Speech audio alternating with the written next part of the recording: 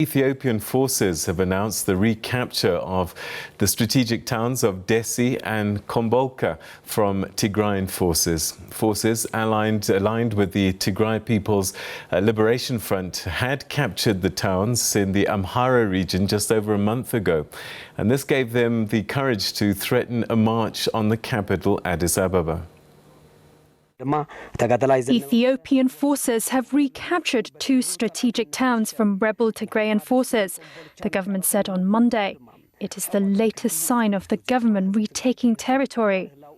This is Ethiopia's Prime Minister's spokesperson, Belin Siom. In addition to many strategic locations that have been taken over by the National Defense Forces over the past 2 weeks, yesterday's feat is a strong blow to the terrorist groups that is currently in disarray. Forces aligned with the Tigray People's Liberation Front, or the TPLF, had taken control of the towns of Dessie and Kombolcha in the Amhara region just over a month ago and threatened to march on the capital, Addis Ababa. A TPLF spokesperson could not immediately reach for comment on the government's statement. And phone lines are down in the towns, although satellite imagery from Mexa Technologies purports to show Ethiopian troops in the region in the days prior. The government's communications service that announced the victory has also reported gains in the past week in both the Amhara and Afar regions that border Tigray. All of the gains have been reported after Prime Minister Abiy Ahmed left the capital to direct fighting from the front lines. Tigrayan forces said last week that they were making strategic adjustments on the battlefield without providing details about why or how. The year-long war between the federal government and the leadership of the northern region of Tigray has killed thousands of civilians and forced millions to flee their homes. For a little bit more on this story, we're now joined by Dr. Awol Allo, who's a senior lecturer at the School of Law at the University of Keele in the United Kingdom.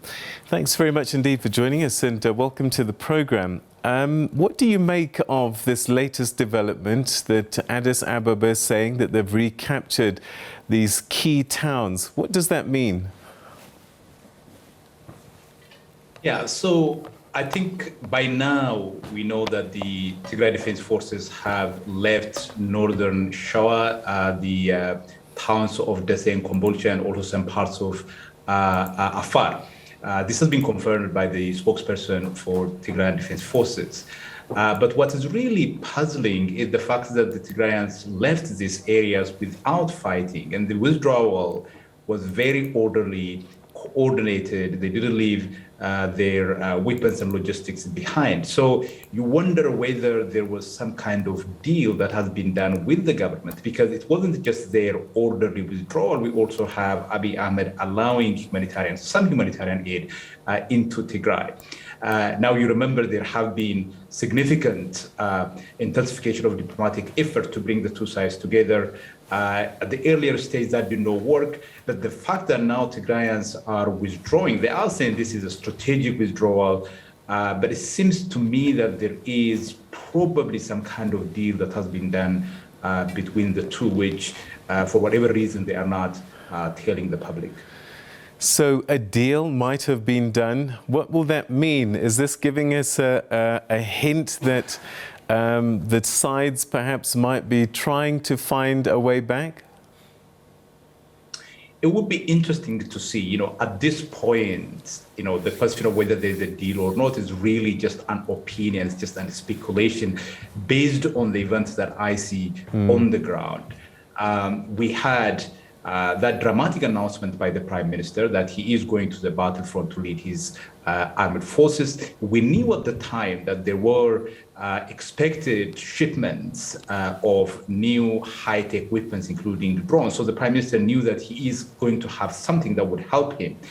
And at the same time, we saw that very orderly, coordinated withdrawal by the Tigrayans, while at the same time, the Ethiopian government allowing some aid to enter Tigray, something that they have resisted in the past. So the fact that this is happening suggests that there must be some kind of deal that has been done. Now, if a deal has indeed been agreed, it's very difficult to really say more without actually knowing what the details of that deal is. But If there is a possibility that this would ultimately lead to a permanent ceasefire and then a negotiation, then some kind of dialogue that would help solve Ethiopia its predicament, that's a good thing. That's a good thing. But the problem is we don't know what the details are. I mean, it's hard to imagine Abiy Ahmed genuinely on the front line of battle with a gun in his hand and firing at Tigrayan forces. But be that as it may, he's at the battle lines, and I wonder the symbolism might be for him, A, being there, and then secondly, capturing these two towns. This might be sending a powerful message to people across the country. Well, to the pro-war constituencies that supported him from the beginning, this would, of course, be seen as a very symbolic, a very heroic move on his part. But to those who see what Abiy represents, what he stands for, as a return of a particular oppressive past, whatever he does is seen with some level of suspicion. But at the same time, I think it is being seen as a sign of an increasingly fascistic tendency in the country that manifests itself not just in the sense of a civilian prime minister who won the Nobel Peace Prize, going to the war front, as if he would be able to do what his military commanders were unable to do. Yes, it did have, I think, it did have the effect of mobilizing certain constituencies that supported him. But beyond that, I don't think it has significantly changed anything, and I don't think that would change how the majority of people in the south of the country, formerly oppressed people in that country, would view the prime minister. This does create an expectation, though, for the Prime Minister to march on and perhaps go into Tigray and recapture Mekele. I think it's precisely for, that is also one reason why I think that there must be a deal. So if the Tigrayans are withdrawing, and this withdrawal is merely military, tactical, strategic consideration, then if you withdraw to, let's say, Tigray border, then what is the guarantee that the pro-war government side would not come all the way to Mekele to do what they did last year in November? So without some kind of guarantee that the government would not march on to the capital city of the region, I don't think they will do that, because it would have implications in terms of their capacity to defend themselves, but also in the fact that they fought all the way to northern Shawa from Mekele, that is some 400 kilometers, more than 400 kilometers, just simply going back, while at the same time risking the possibility of the Ethiopian government marching into the capital.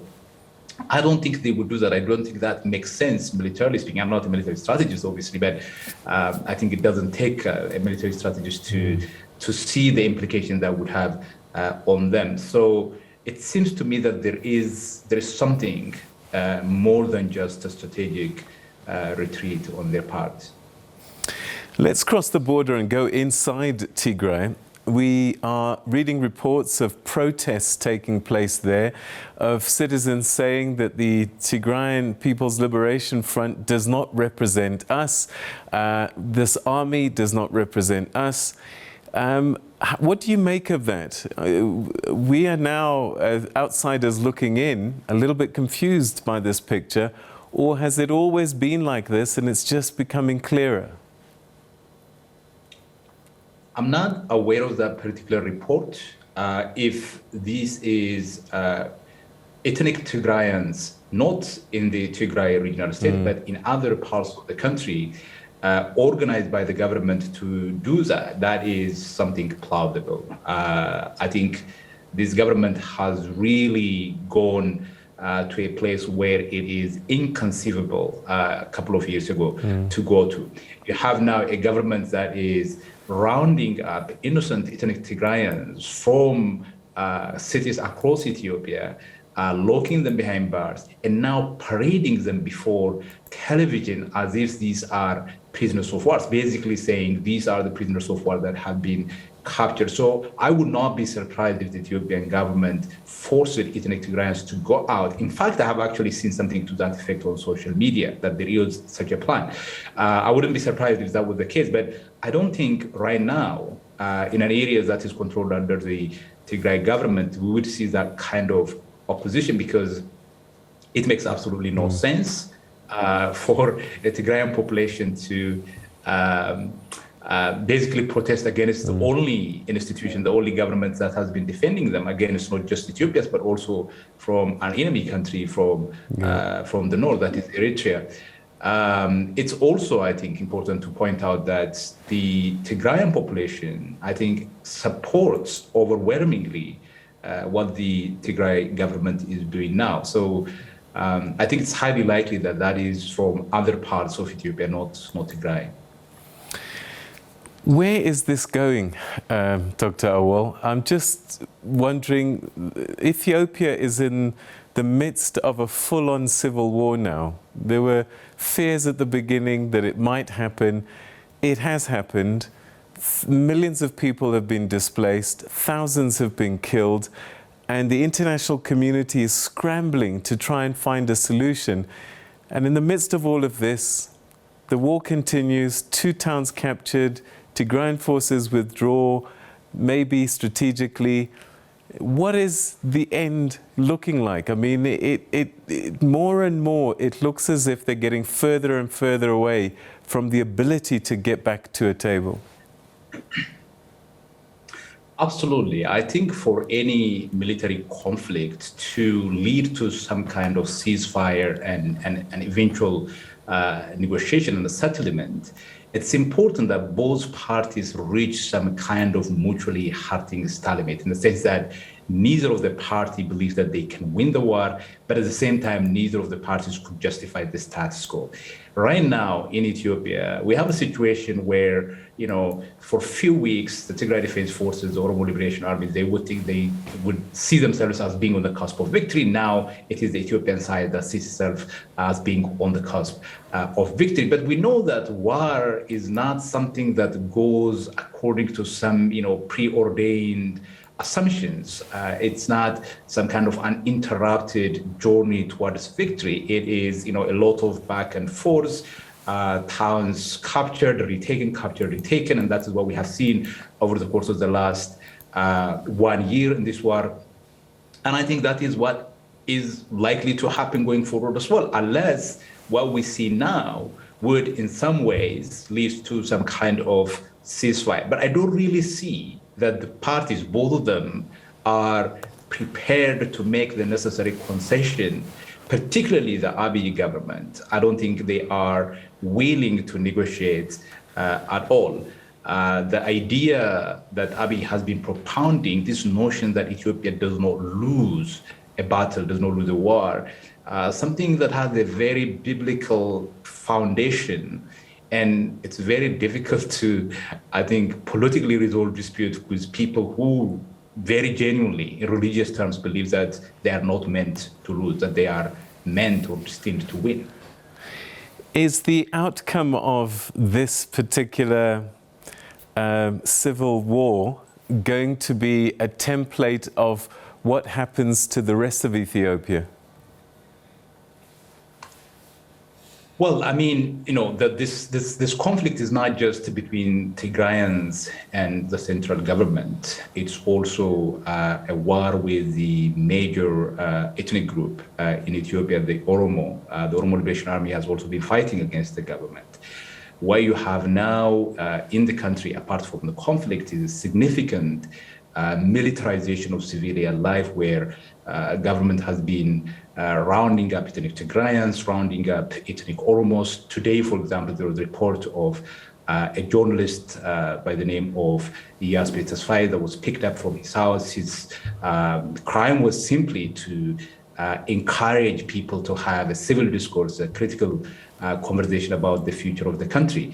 So if the government continues to target people whose main mechanism of struggle is basically to use the media and their voice, to get their message across, to influence government policy. If these people were to be arrested and jailed, then of course the government is completely shutting off whatever paths has been there for peaceful struggle, which means the only way people can now resist what the government is doing is through a means of violence. And it's precisely, I think, the points that Nelson Mandela was articulating before the apartheid court, when he said apartheid has left us with absolutely no other option except taking up arms. And I think that is something similar that we see in Ethiopia now. The government is saying no negotiation, no debate, no discourse. This is the only language. That is the implication. And if we continue down that path, I think there may be, no country over which Ethiopians would fight in few years' time. Dr. Awol Allo, we're going to have to leave it there for the time being, but let's see what does play out in the next few days. I think you could be onto something about deals being struck, but let's see what that might mean. Thanks so much indeed for joining us. Let's hope. Yes. Let's hope. Yeah, fingers crossed. All right.